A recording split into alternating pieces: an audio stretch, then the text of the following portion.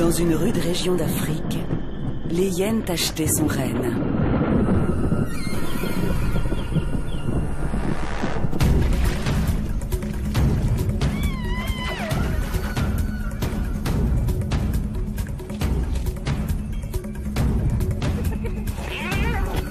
Mais dans leur royaume, un drame se noue. Deux jeunes, nés de clans ennemis, luttent pour survivre.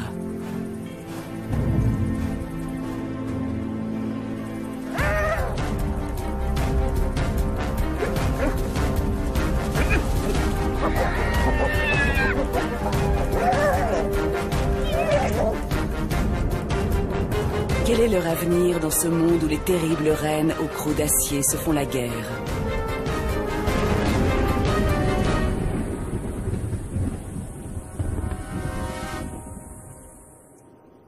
La plaine de la Liuva est un lieu hostile. L'eau y est rare et le climat torride.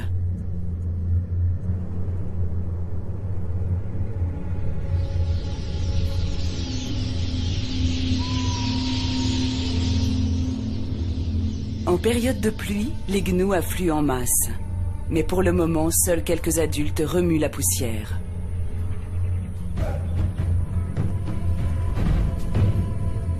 Pourtant, dans ce paysage désolé, l'un des prédateurs les plus méprisés a conquis ses lettres de noblesse. La hyène tachetée. Son instinct de survie est très développé. Rien n'arrête ses puissantes mâchoires, même pas les os. Son estomac à toute épreuve digère la viande décomposée. Cependant, dans de nombreuses régions, elle se nourrit non pas de charognes, mais de proies qu'elle chasse. Contrairement aux autres mammifères, la hyène femelle est plus grosse, plus puissante et plus agressive que le mâle. Et elle possède un organe sexuel d'aspect tout ce qu'il y a de plus masculin. Sa forme, curieusement allongée, qu'on attribuait naguère à un fort taux de testostérone, demeure inexpliquée. Au sein du clan, les femelles dominent avec à leur tête une matriarche toute puissante. Dans la guerre sans merci que se livrent les clans voisins, toute violation de territoire est cruellement punie. Dans le parc national de Liuva Plains, en Zambie, la hyène tachetée est le principal prédateur.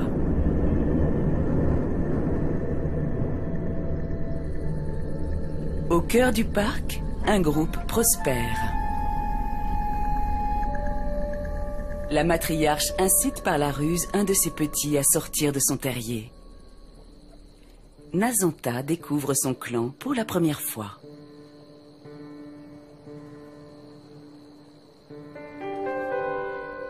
Pendant leurs 2 premières semaines, les nouveau-nés restent à l'écart du groupe. Mais maintenant, Nazanta est assez grande pour rejoindre ses congénères. Elle lève la patte pour que les autres identifient son odeur. C'est ainsi qu'on se salue chez les hyènes.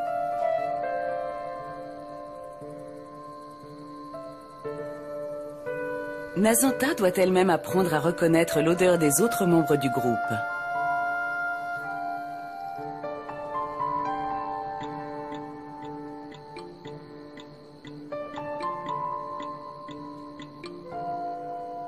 Il importe qu'elle sache qui est qui, car chaque hyène occupe un rang distinct. Elle doit aussi trouver sa propre place dans la hiérarchie.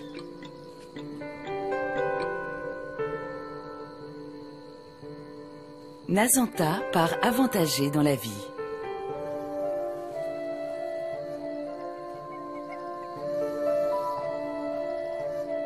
Sa mère lui transmet, ainsi qu'à sa sœur, un statut social enviable.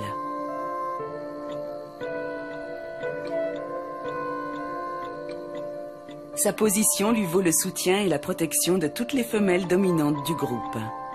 Personne n'ose s'en prendre à elle, ni à ses petits.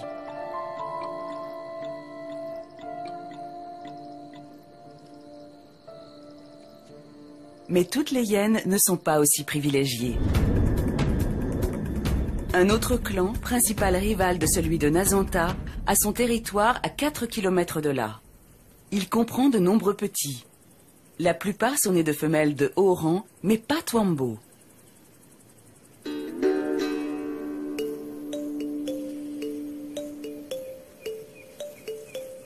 Comme Nazanta, Twambo hérite de sa mère son statut social.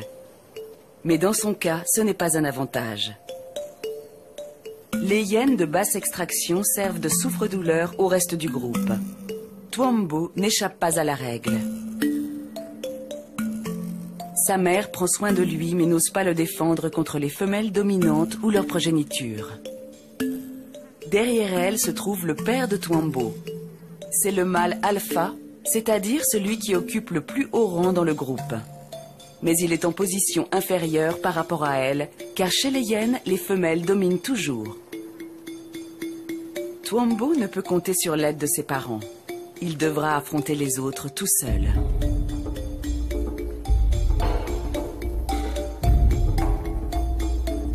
Mais pour le moment, c'est l'âge heureux. Dans leurs premières semaines, les petits s'intéressent plus au jeu qu'à leur place dans la société.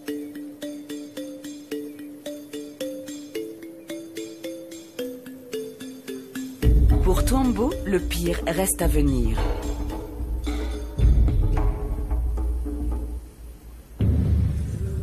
La région a connu une histoire dramatique.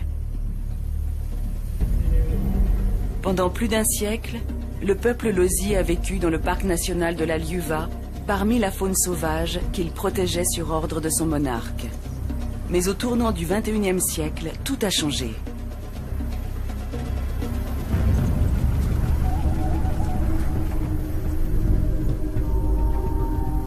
Équipés d'armes importées d'Angola, pays en guerre, les braconniers ont envahi la plaine. L'horreur s'est alors déchaînée.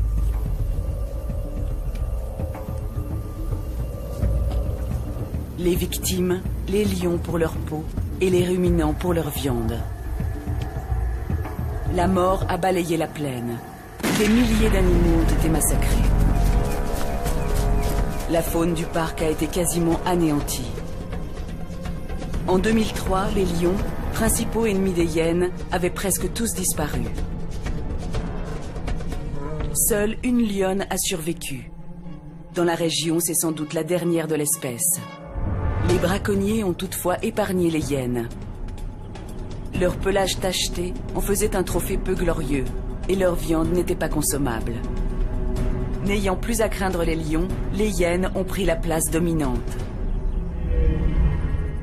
Mais la vie dans la plaine n'est pas toujours de tout repos.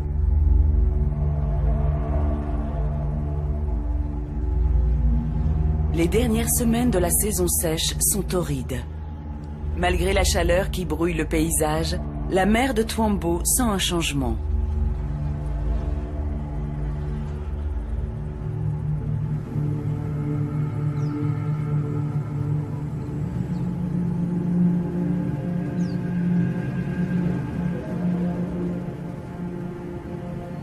Le vent s'est levé.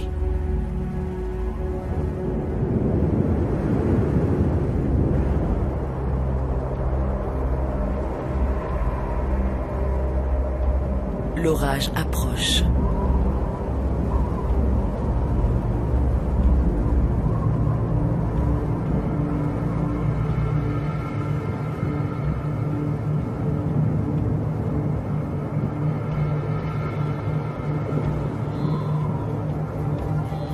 L'arrivée de la pluie met les gnous en joie.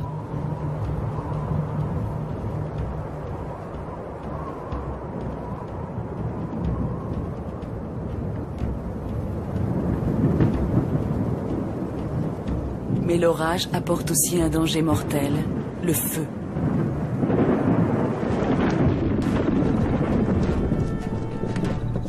Les flammes dévorent la savane à une allure terrifiante.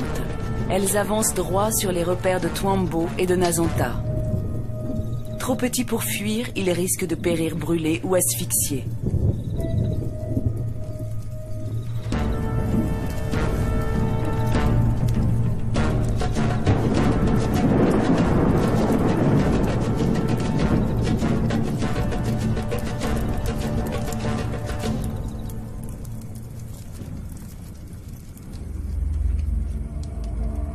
Le jour se lève sur les vestiges de l'enfer.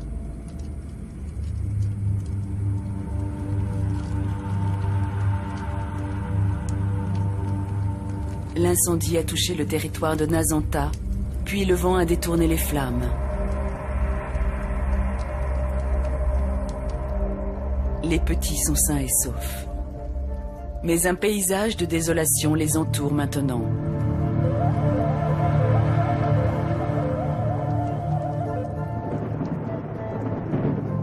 Sur les braises fumantes, la pluie tombe enfin.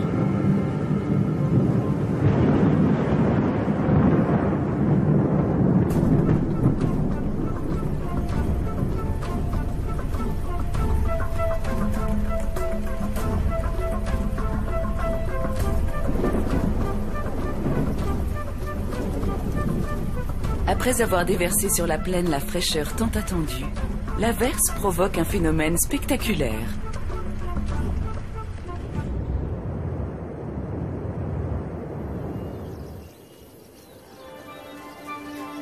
Quelques jours après le feu, un tapis de lys rose couvre le sol.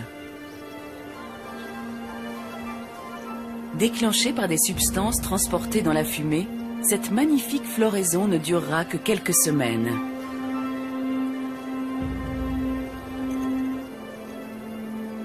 Pendant ce temps, la mère de Nazanta doit trouver à manger.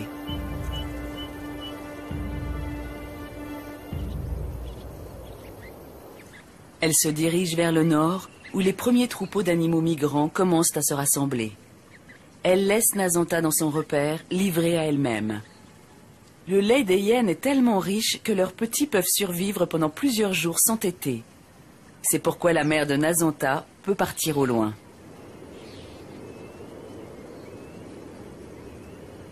Enfin, elle repère un signe indiquant la présence de nourriture, des vautours.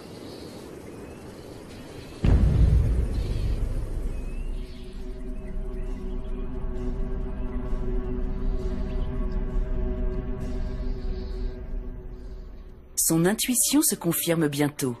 Un gnou blessé gît dans l'herbe. La matriarche est la première hyène à arriver sur place, mais ce n'est pas le seul prédateur. Le gnou a été victime de la dernière lionne survivant dans la plaine. La hyène tente de s'en approcher, mais la lionne ne la laisse pas faire. Se battre avec le félin pourrait être fatal.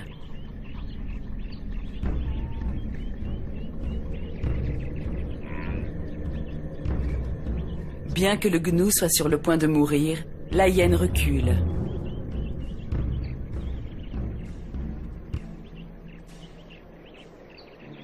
Tout aussi nerveuse, la lionne tourne autour du gnou sans passer à l'attaque. Après des années d'affrontements avec de puissants groupes de hyènes, une seule parvient à la tenir en respect.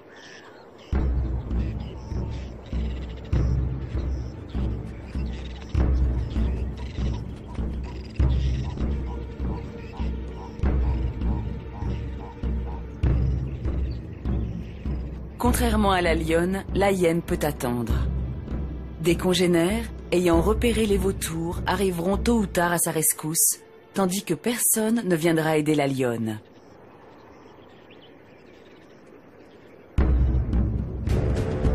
La lionne met fin au statu quo, mais la hyène l'inquiète.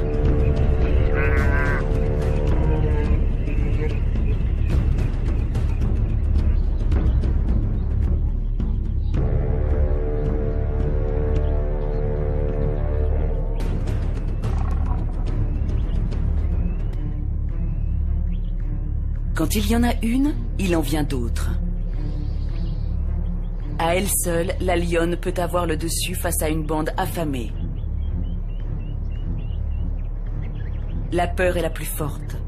La lionne abandonne le gnou.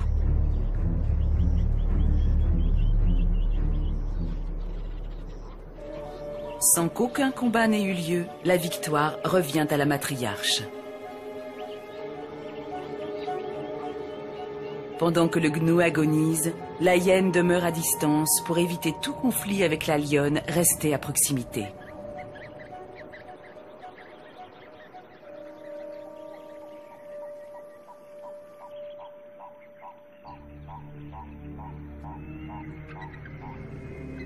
Le tournoiement des vautours, visible de loin, guide le reste du groupe vers la victime.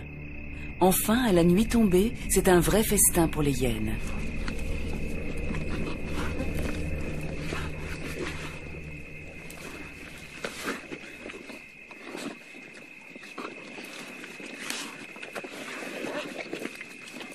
La quête de nourriture a mené la matriarche loin de Nazanta et sa sœur.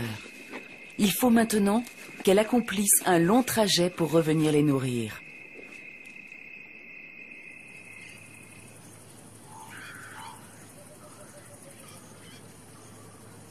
À l'aube, elle et ses congénères rejoignent leur repère.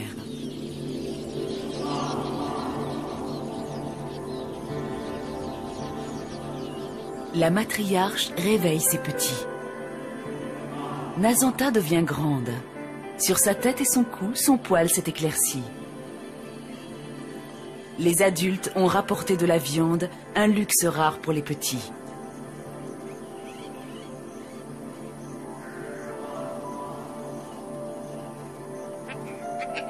Les plus élevés sur l'échelle sociale s'accaparent la nourriture.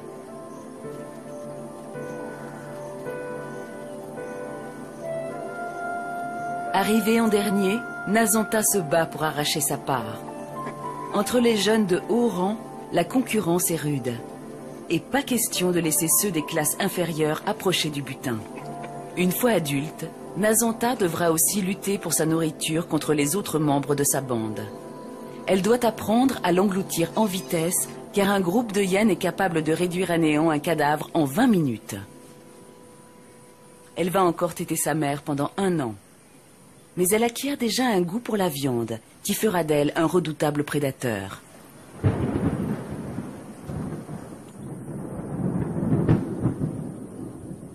La plaine de la Liuva se métamorphose. C'est le début de la saison des pluies. Elle tombe maintenant en un continuel déluge qui va inonder presque toute la région.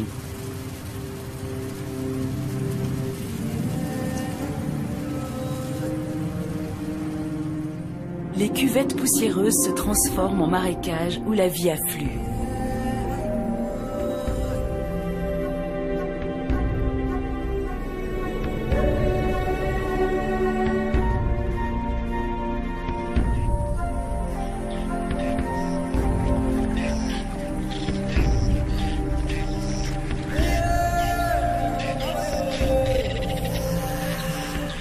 Enfin, c'est le retour des animaux migrants. Juste à temps pour la période d'abondance, 35 000 gnous descendent dans la plaine. En nombre d'individus, c'est la 2e plus grande migration de cette espèce dans le monde. La plupart des femelles vont mettre bas dans les semaines qui suivent.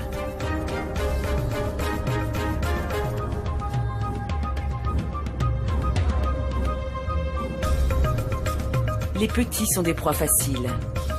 Seul leur grand nombre permet que beaucoup d'entre eux arrivent à l'âge adulte. Pour les hyènes, c'est une période faste.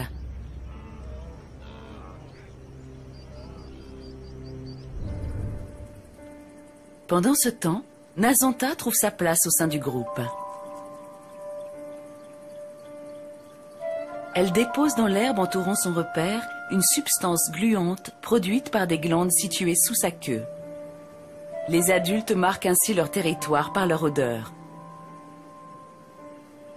Pour Nazanta, c'est une façon d'affirmer son rang.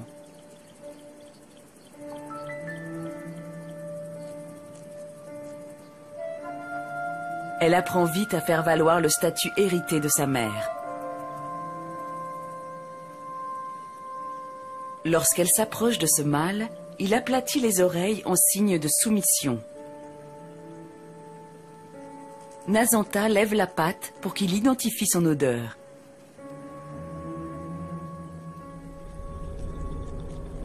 La plupart des mâles adultes sont issus d'autres groupes. Ils ont rejoint celui-ci pour trouver une femelle. En quittant leur groupe d'origine, ils ont perdu le rang qu'ils tenaient de leur mère et sont tombés en bas de la hiérarchie.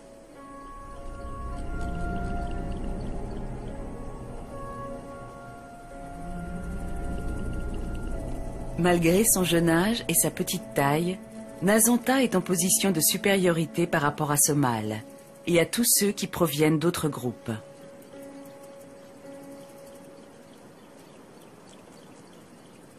Elle détient ce pouvoir grâce à l'appui de sa mère.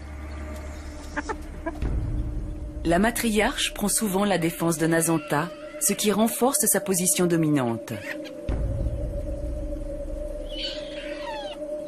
Le mâle est dans une situation précaire. Pour éviter une attaque, il doit montrer une totale soumission. Suivant l'exemple de sa mère, Nazanta renifle les organes génitaux du mâle. Celui-ci incline la tête en signe d'asservissement.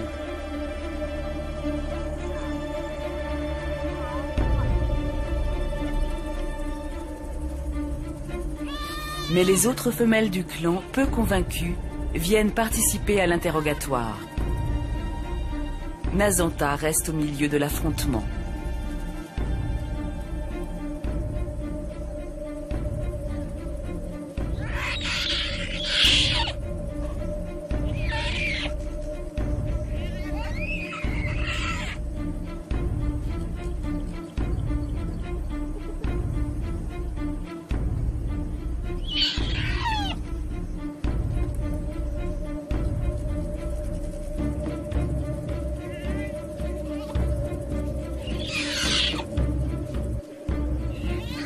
Alors que les autres sont nerveux, elle semble n'avoir peur de rien.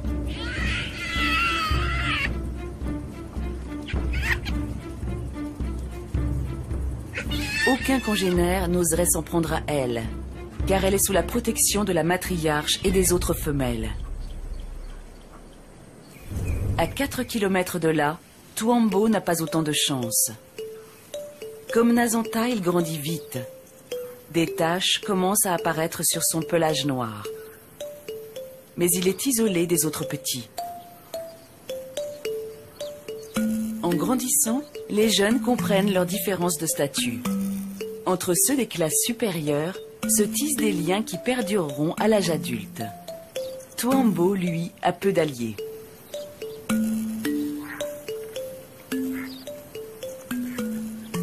Lorsque les autres petits s'intéressent à lui, c'est pour le battre.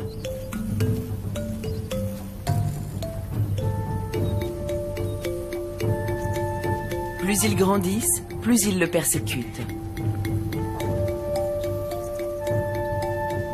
Et contrairement à Nazanta, Tuambo ne peut compter sur l'aide de sa mère. Il doit se défendre par lui-même.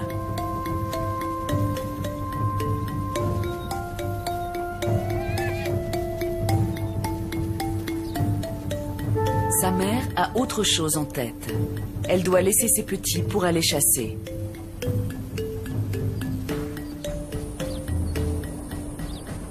Il y a beaucoup de bouches à nourrir. Ce soir, la chasse sera collective car il faudra rapporter un gros butin.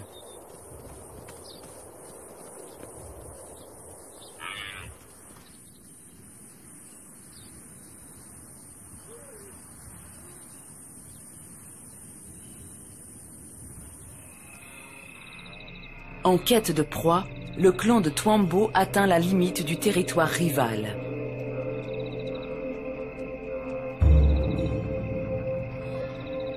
Les hyènes défendent âprement leur terrain de chasse, mais les intruses prennent le risque d'une attaque. Elles isolent un petit troupeau de gnous dont elles repèrent les plus vulnérables.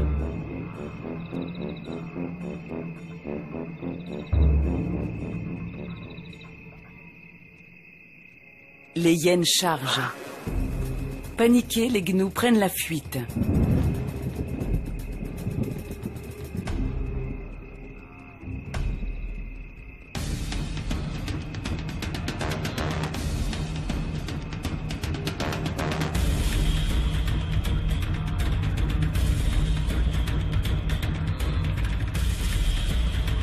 Un petit est séparé du reste du groupe. Lui et sa mère vont périr, victimes des prédateurs. Malgré leur victoire, les hyènes sont nerveuses à cause de la proximité du territoire ennemi. Si une bagarre éclate, elles risquent de graves blessures.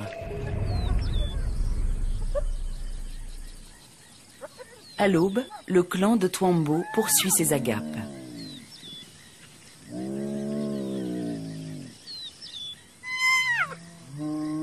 Se croyant en sécurité, les chasseuses tiennent leur position, toujours dangereusement proche du territoire ennemi.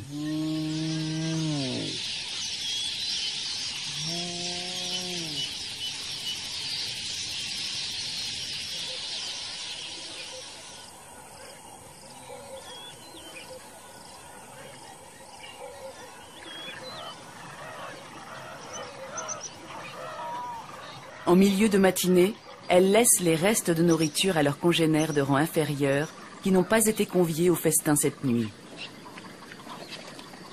Mais la fête a duré trop longtemps. L'ennemi ne plaisante pas avec les violations de territoire.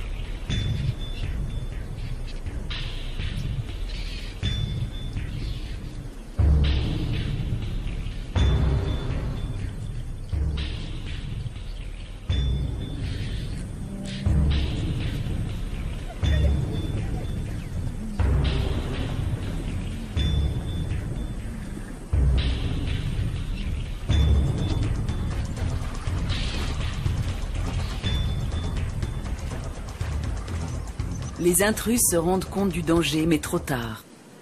Les forces du clan opposé, réunies au complet, peuvent passer à l'attaque.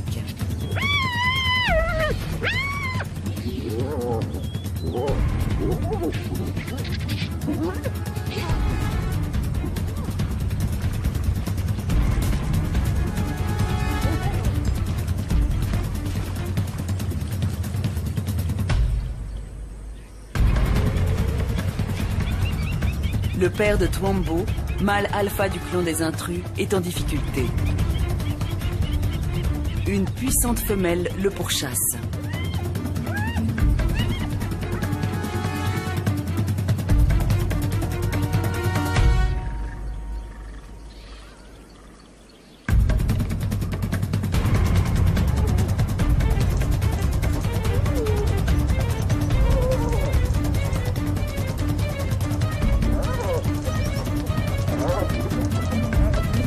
Elle l'a eu.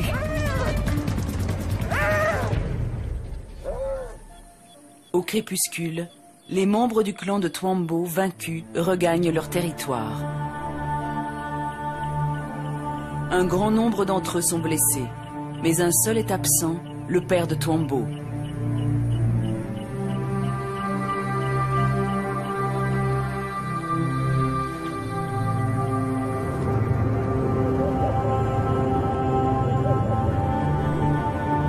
Au bout de plusieurs semaines, il réapparaît, défiguré et boiteux, mais vivant.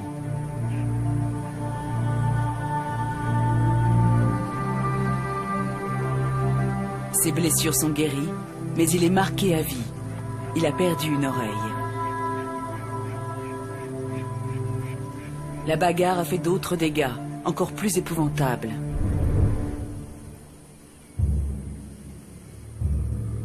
Les blessures d'un des mâles du clan de Nazonta témoignent de l'horreur du combat.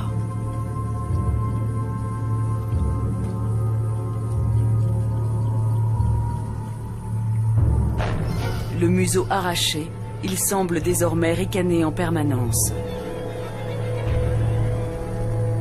L'être humain mis à part, la hyène est l'un des animaux les plus agressifs qui soient.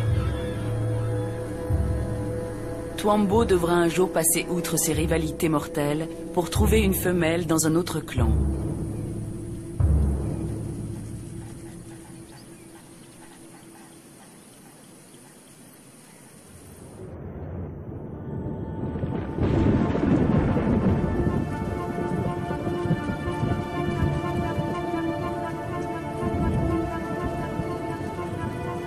Dans les semaines qui suivent la bagarre, les pluies torrentielles se poursuivent sans cesse.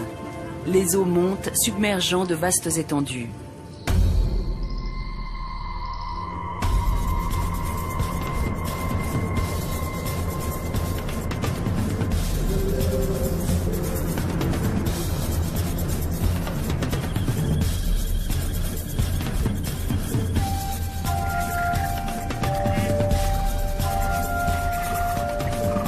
Peu de terre reste à découvert.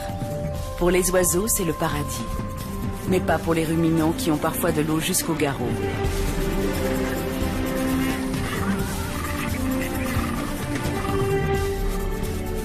L'inondation progresse autour du clan de Twambo.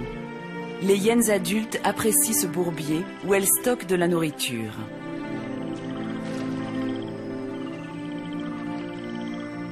Mais les petits, qui ne savent pas aussi bien nager que leurs parents, risquent la noyade si les eaux atteignent leur tanière. Pour le moment, Twambo et les autres jeunes ne sont pas en danger, car le secteur est encore à sec. Son aspect est maintenant proche de celui d'un adulte. Son pelage noir a laissé place à une fourrure brune tachetée. Sa taille a doublé. Mais son rang inférieur lui attire toujours des ennuis. Même les plus petits le harcèlent.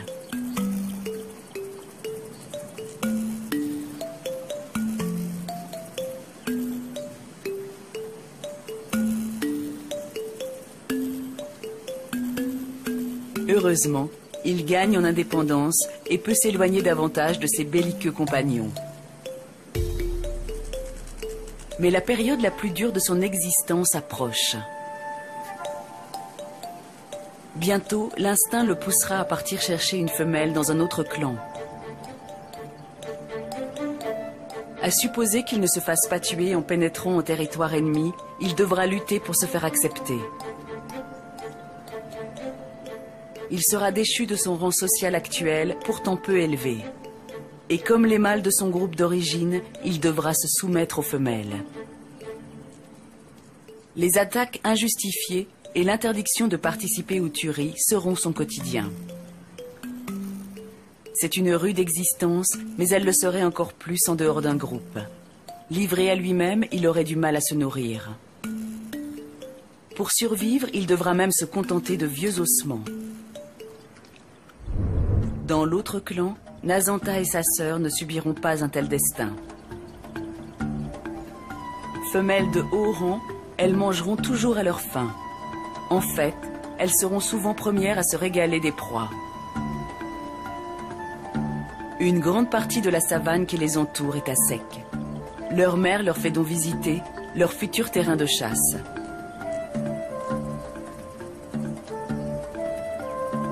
Bientôt, elles pourront l'accompagner.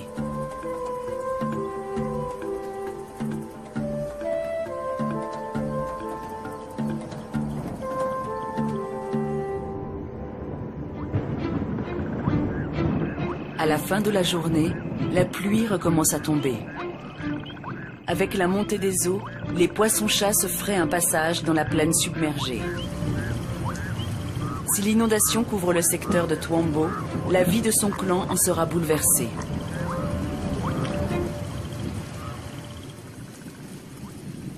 Au matin, il pleut toujours. Une femelle du clan de Twambo regagne son repère. Mais les autres hyènes sont parties.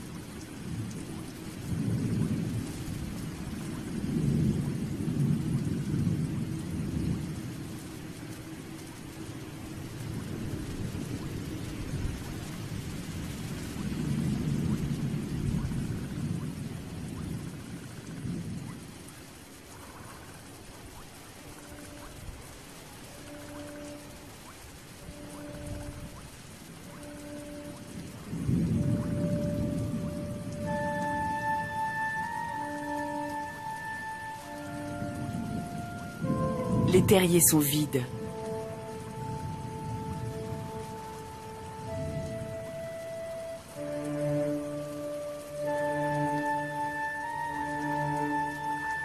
Les eaux montent de manière inquiétante. Elles ne sont plus qu'à quelques mètres des tanières. Les petits n'ont ni la taille ni la force de nager vers un lieu plus sûr.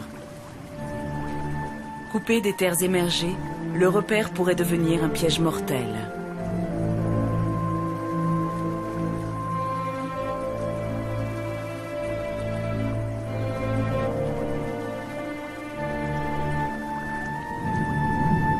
La matriarche a dû emmener les petits pendant la nuit, avant que l'inondation risque de les noyer. Mais cette femelle a été oubliée.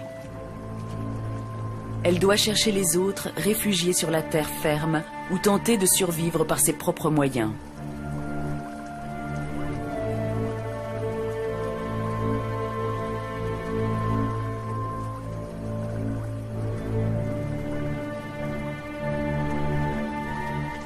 Twambo est-il avec les autres petits ou l'a-t-on abandonné aussi?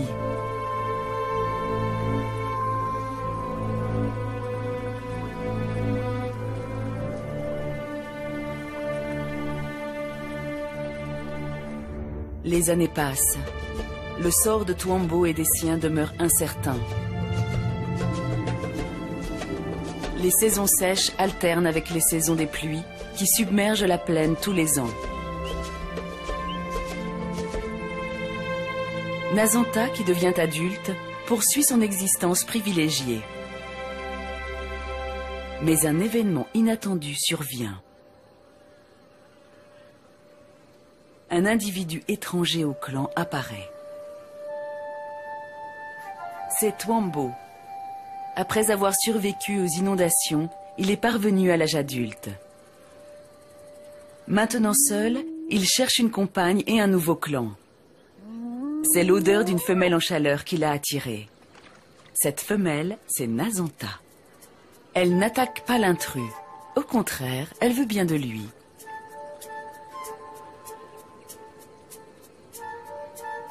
Souvent, les femelles accordent leur faveur à des mâles nomades plutôt qu'à ceux de leur clan. L'apport de nouveaux gènes est bienvenu. Nazanta ayant adopté Twambo, le clan l'accepte aussi. Mais un membre du groupe n'est pas d'accord. C'est un mâle de rang élevé. L'arrivée de Twambo contrarie ses espoirs d'accouplement avec Nazanta.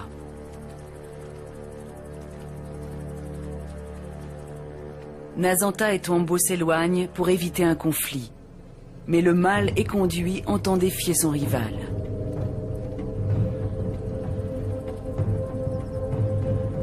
Longtemps, il les poursuit.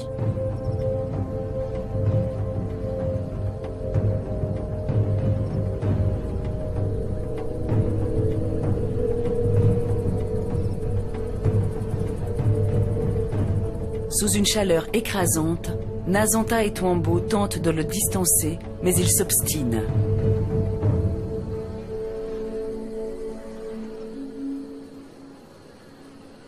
Au bout d'un véritable marathon, les deux jeunes hyènes s'accouplent enfin. Mais le rival les rattrape. Impossible de supplanter Twambo.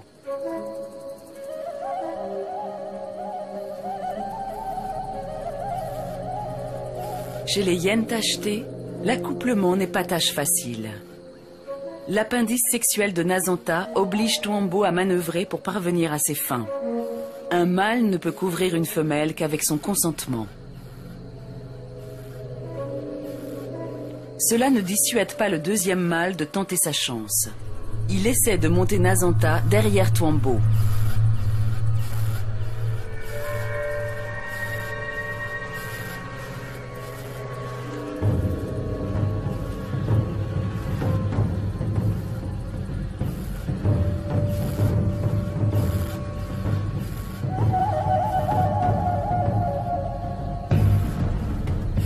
Enfin, admettant sa défaite, il laisse Twambo et Nazanta tranquilles.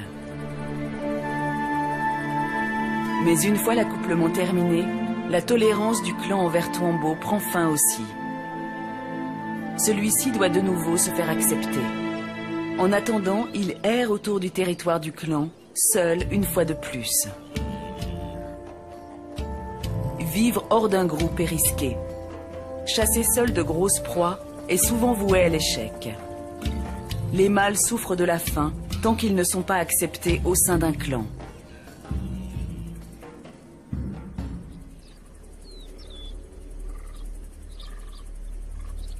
Twambo revient vers le repère de Nazanta pour tenter de se faire accepter.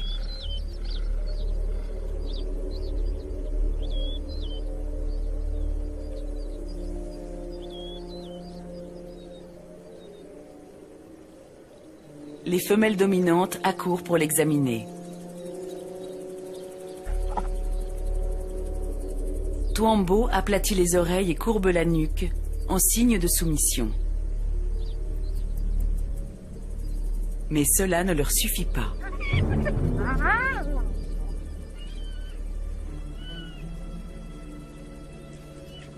Il est toujours membre d'un clan rival. S'il ne manifeste pas une soumission absolue, elles l'attaqueront.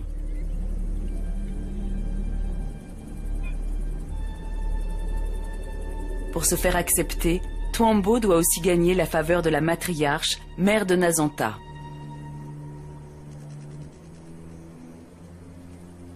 Elle allait une nouvelle portée qu'elle défendra coûte que coûte, en particulier contre les étrangers.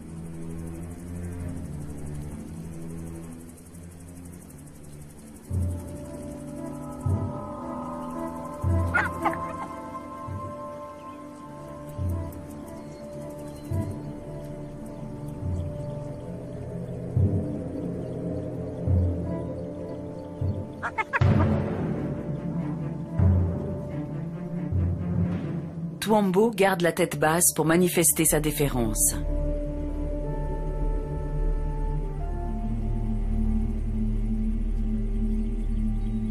La tactique fonctionne.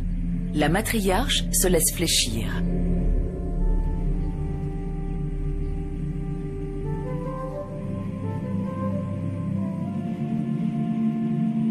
Elle l'autorise enfin à la saluer en la reniflant sous la patte.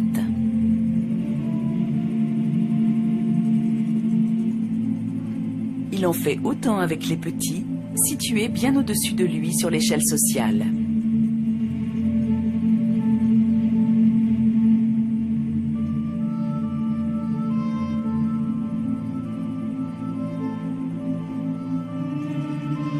Il peut maintenant se coucher à quelques pas de la matriarche. Twambo semble enfin accepter.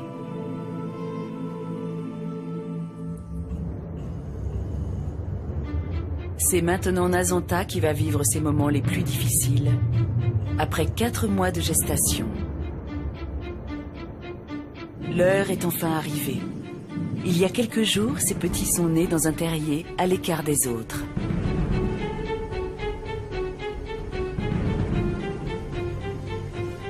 À cause de la forme de leur appareil sexuel, les hyènes qui mettent bas pour la première fois connaissent d'atroces souffrances. Souvent, leurs petits sont morts-nés, mais celui de Nazanta a survécu. Comme ses parents, Twambo et Nazanta, cette petite femelle subira la rudesse de la vie dans la plaine de la Liuva. Certes, elle échappera aux brimades, car elle hérite du statut social de Nazanta. Mais elle devra supporter les chaleurs caniculaires, pluies torrentielles et autres calamités naturelles, ainsi que la cruauté des conflits entre clans.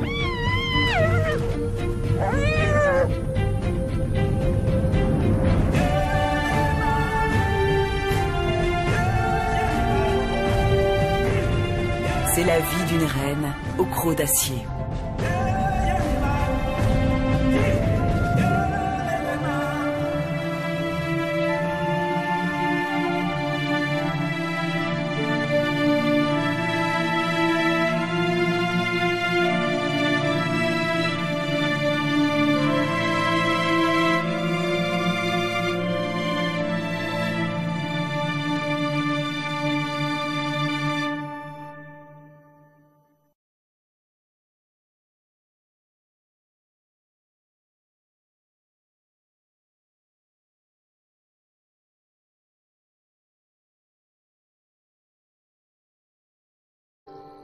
Elle lève la patte pour que les autres identifient son odeur.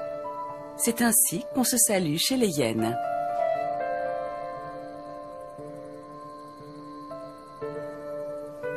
Nazanta doit elle-même apprendre à reconnaître l'odeur des autres membres du groupe.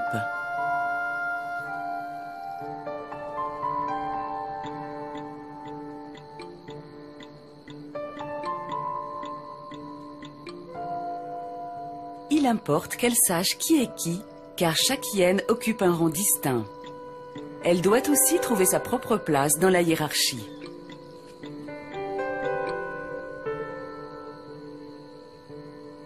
Nazanta part avantagée dans la vie.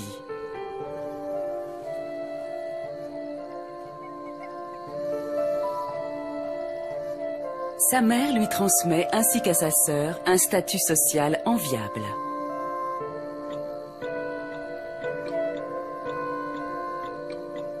Sa position lui vaut le soutien et la protection de toutes les femelles dominantes du groupe. Hostile. L'eau y est rare et le climat torride.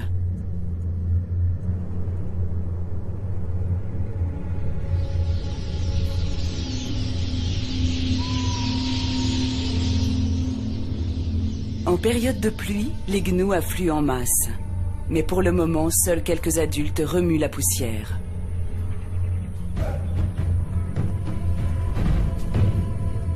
Pourtant, dans ce paysage désolé, l'un des prédateurs les plus méprisés a conquis ses lettres de noblesse. La hyène tachetée. Son instinct de survie est très développé. Rien n'arrête ses puissantes mâchoires, même pas les os. Son estomac à toute épreuve digère la viande décomposée. Cependant, dans de nombreuses régions, elle se nourrit non pas de charognes, mais de proies qu'elle chasse. Contrairement aux autres mammifères, la hyène femelle est plus grosse, plus puissante et plus agressive que le mâle. Et elle possède un organe sexuel d'aspect tout ce qu'il y a de plus masculin.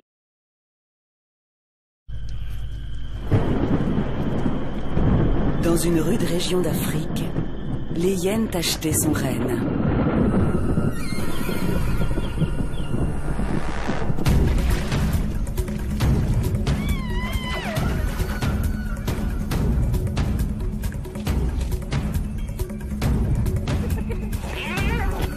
Mais dans leur royaume, un drame se noue. Deux jeunes, nés de clans ennemis, luttent pour survivre.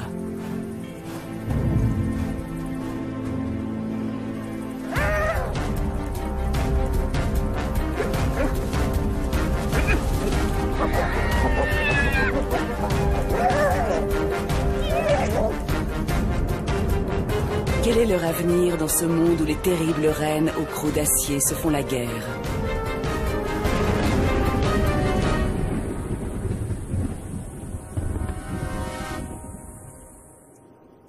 La plaine de la Liuva est un lieu. Personne n'ose s'en prendre à elle, ni à ses petits.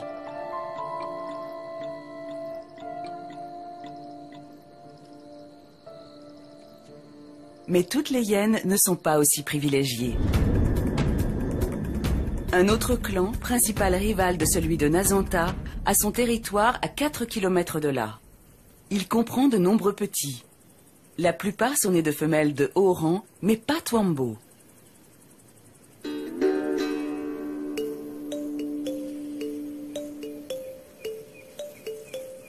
Comme Nazanta, Twambo hérite de sa mère son statut social.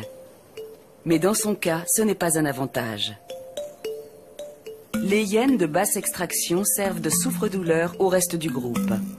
Twambo n'échappe pas à la règle. Sa mère prend soin de lui mais n'ose pas le défendre contre les femelles dominantes ou leur progéniture. Derrière elle se trouve le père de Twambo. C'est le mâle alpha, c'est-à-dire celui qui occupe le plus haut rang dans le groupe. Sa forme curieusement allongée, qu'on attribuait naguère à un fort taux de testostérone, demeure inexpliquée. Au sein du clan, les femelles dominent avec à leur tête une matriarche toute puissante. Dans la guerre sans merci que se livrent les clans voisins, toute violation de territoire est cruellement punie.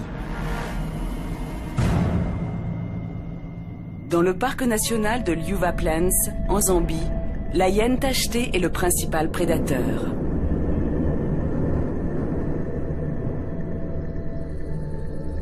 Au cœur du parc, un groupe prospère.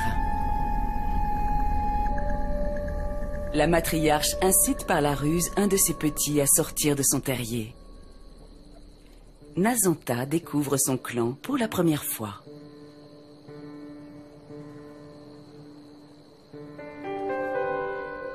Pendant leurs 2 premières semaines, les nouveau-nés restent à l'écart du groupe. Mais maintenant, Nazanta est assez grande pour rejoindre ses congénères.